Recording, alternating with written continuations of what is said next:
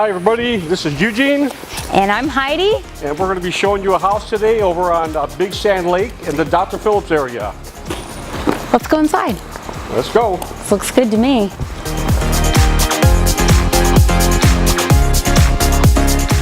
The main entryway. Eugene, this is what I love about this foyer.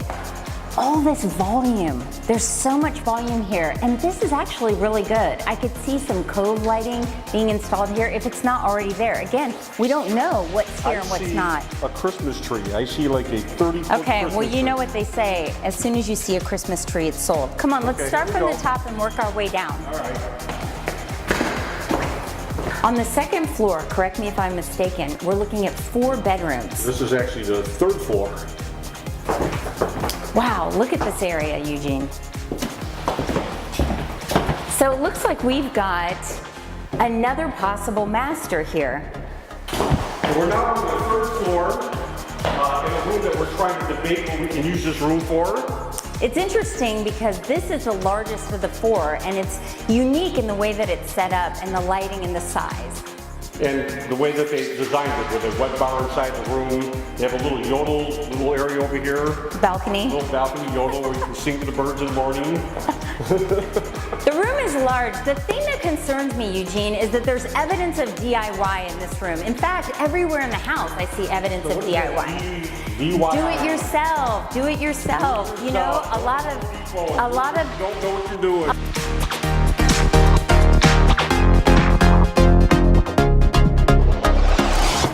The really cool thing about this house, in my opinion, is the elevator.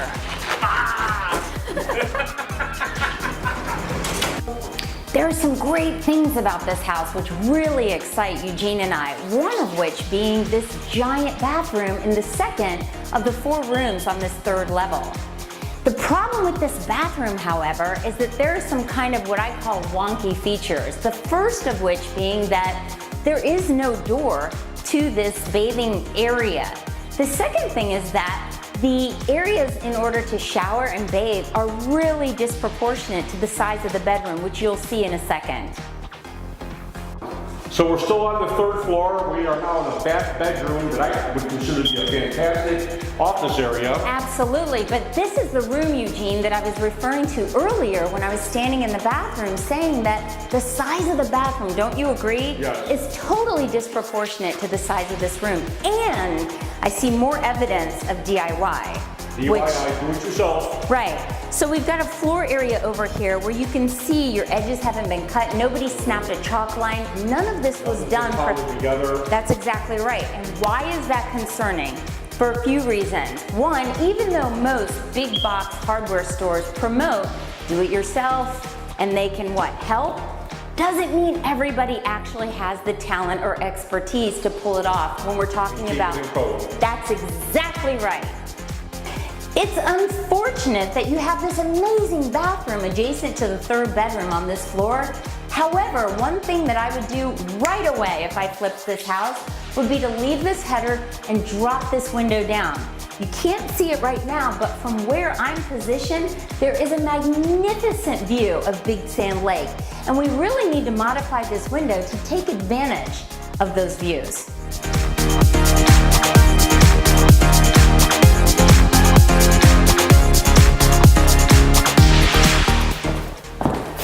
So this is a bank-owned home, as we told you, and bank-owns sometimes come from divorces, come from all different sides of. But they're great investment opportunities. Great investment. That's why we love them. The War of the Roses movie. You know what it reminds me of? What does it remind you Beauty of? and the Beast. Beauty and the Beast. If Belle had a bedroom on the main level of her home, this is exactly what she would do. But she would not have that beautiful view of in Beauty and the Beast. Beauty and the Beast?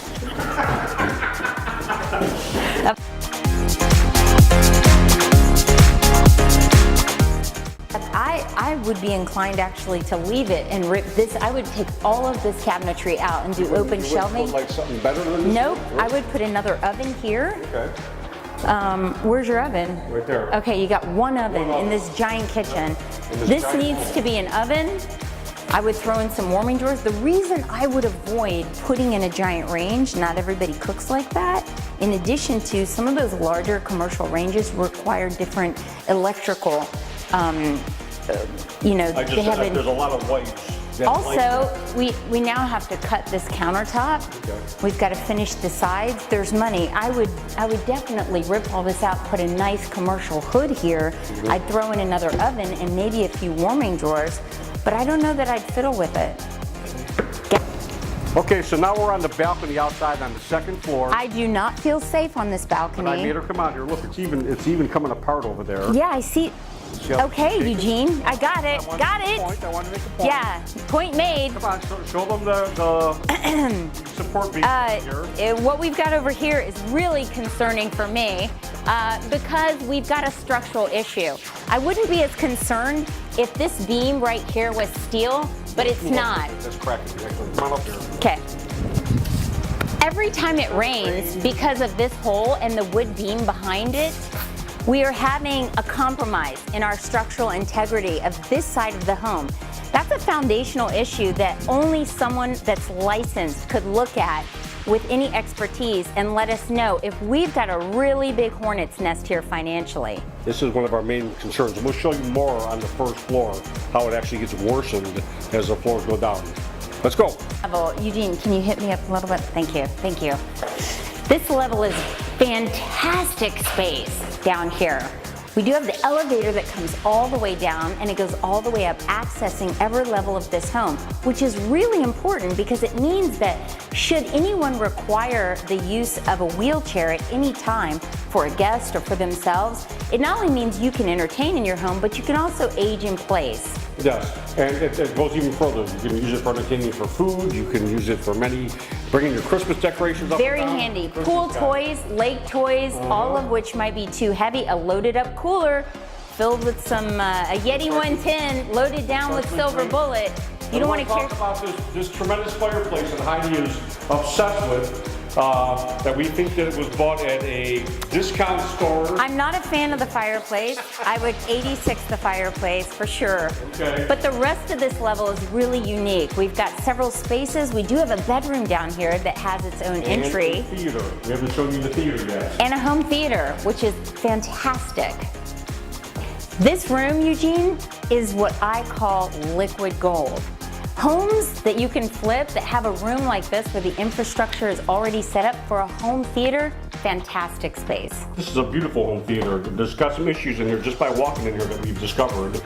This is the room here that we call the equipment room, but Heidi was jumping on this before just as a joke to see what kind of flooring we could put in, and this actually sounds like it's going to break. It sure does. It's really concerning. Again, the electrical in here, the framing, the floor system, very DIY. There's always a concern there. This is a bedroom located on the ground floor of this home.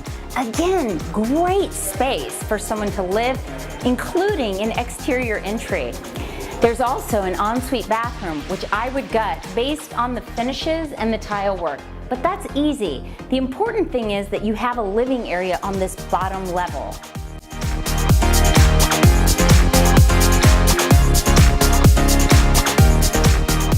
Noteworthy because it's glaringly obvious that this is not up to code. Nobody would have a cooking service at this level. None of this is ADA compliant. None of this is standard. This is definitely not built by the custom builder that built this. Completely DIY, which is concerning because it means the likelihood that you'll have to rip it all out is pretty good. So we're standing right now underneath that balcony that I was just jumping on, not realizing that the floor is actually coming down.